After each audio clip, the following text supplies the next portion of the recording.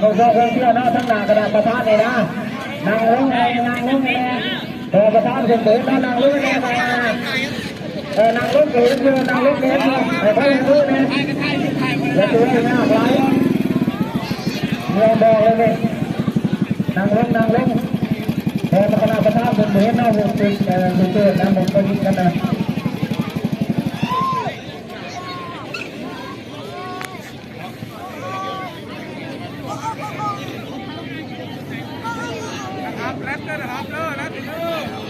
ไอ้พ่อของพี่มาด้วยนางลุ้งมาด้วยนางลุ้งถามคือนาจืดแทะเอาดีๆไหมเขากำลังลุ้งเลยถอยครับผมใส่ดีเลยแต่มันมีแค่เปิดก่อนเพราะคะแนนเขาใส่เดือดร้อน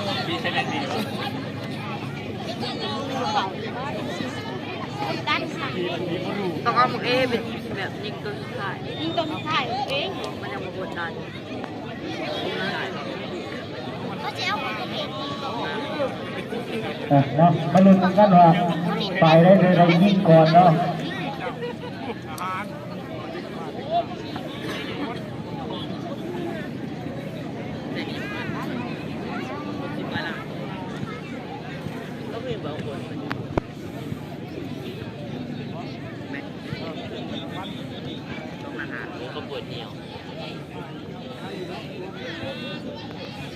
ไอ้เนาะมันจะบังเด็กโมเมนต์นะสำหรับประเทศได้เนาะประเทศทางตะวันการยิงลูกโทษตัดสินหาผู้แพ้ผู้ชนะเนาะในระหว่างการทิ้งการเมืองการศึกษาดีการแต่กีฬาเมืองก็ด้วยวันครูแห่งชาติถูกออกเข้าไปปีเนาะมันก็ไม่เหี่ยวดิประชาสัมพันธ์อาจารย์ทุกท่านเลยเด้อเขาไปเหี่ยว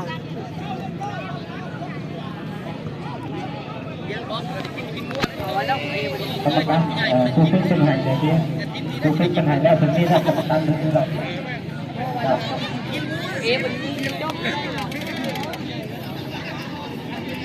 เอาล้างตู้เลยเนาะล้างตู้เลยล้างออกเลยเด้อแล้วทีเลยบอกใช้ออกเนี่ยเดี๋ยวให้มีประตูเนาะอยู่ในตู้นะมีท่านไปยืนอยู่ตรงนั้นเนาะ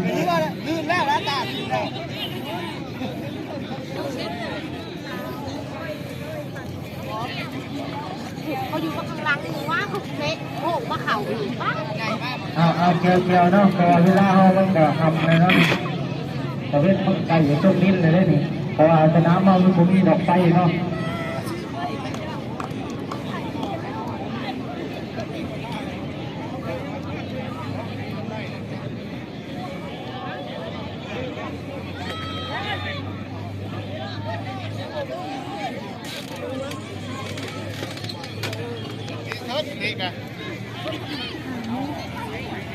บ้านเราไป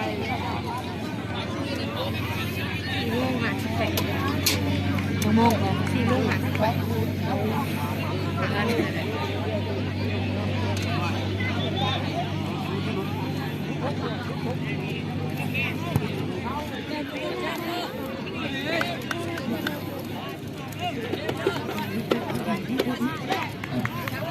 เสียเลยจานเลยเสียเลยจานเงาเฮ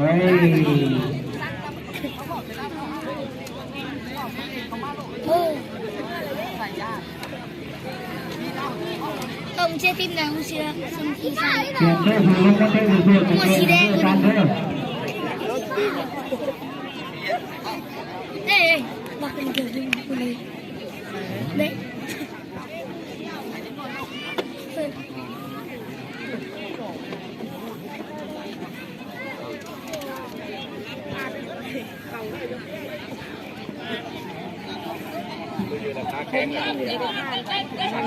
เกี่ยวเลยจานเกี่ยวเลย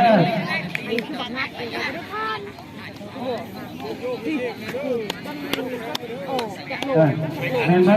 ขึ้นจะมันกี่ไส้เนาะพอต่อจะมันกี่ไส้ขึ้นไปเชื่อกันเนาะเราจะไม่หลุดแล้วเนาะเราจะทำให้ไปเนาะ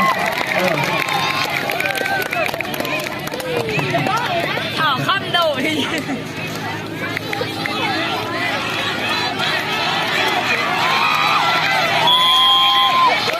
ไปเลยฮะไปเลย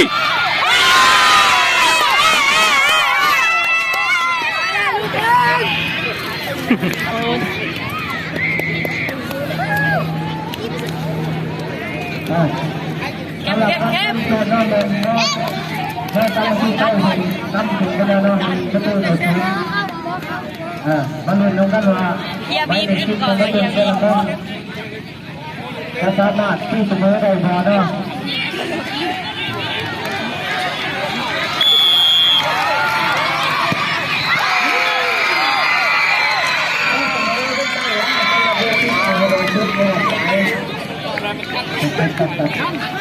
ถ้าเราเล่นที่เป็นต้นที่ชาเราไปมาเป็นคนนั่งเนาะ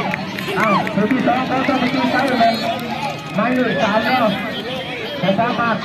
ยิงประตูขึ้นน้ำได้เองหรือเปล่า สมพรก็พอนะ แล้วมันนำกันเนาะทำเสียงจากมันมีขนาดกรรมการกันแล้วสามารถ บอกเขาบอกเขา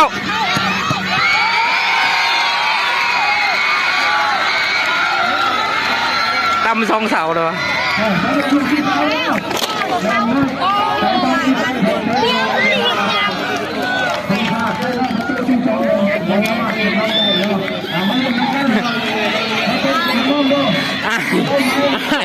บางกล้อง ôi mới tụt cái đấy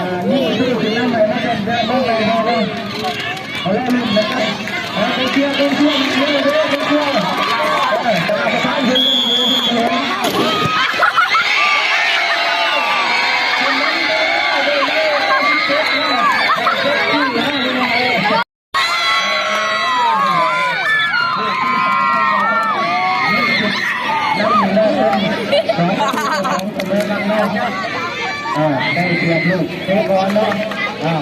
สำหรับผู้ที่สามของเราหมายเลขเบอร์เก้าเนาะแต่สามารถยิงถึงนั้นอีกได้บอลยิงไปแล้วกันเนาะ โบมาเบอร์เก้านะ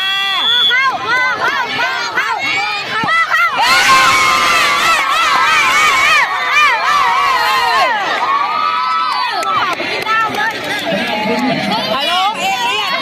พี่ดันมาบ้านแม่บ้านมันจะถึงไปดาวค่ะ ต้องเป็นเสมอเกมครับที่จะฟ้องให้คนที่ตัดไปนะนี่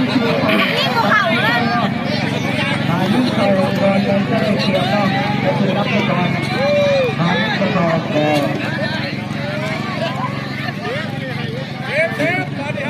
ถ้าได้เริ่มโดนเขาหน้าหรือที่สี่โดนน้องดีเช็ดนอกจากมันจะยังจะมาตีไส้เนาะ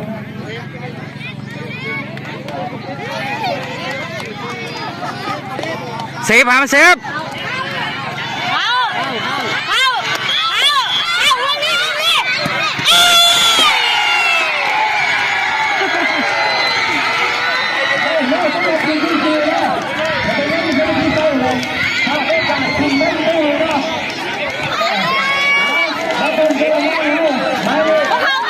โอ้ย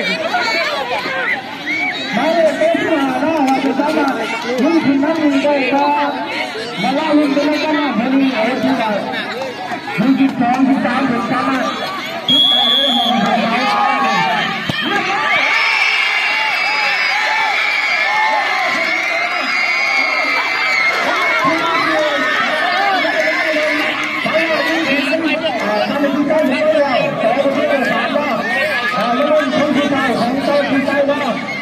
เต้เป็นเขาเต้เต้เป็นเขาเลย เล่นตะเข้ากระจกเลย เต้เป็นเขาเต้เต้ก็สบายใจก็เจ้าต้องมีต้องช่วยกันตามได้ช่วยกันเลย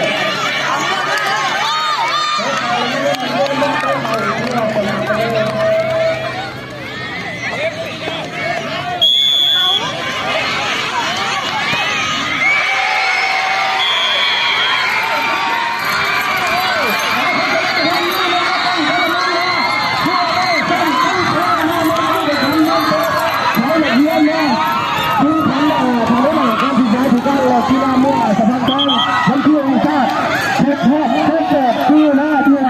เดินทางมาในหัดมือชุดท้ายแล้วในสลับการแข่งขันเขตที่2ที่ว่าแม้ว่าแม่ต้นเจริญมั่งแมนสามารถได้แชมป์แน่หรือว่ารางวัลชนะเลิศ เก่งๆครับเก่ง เก่ง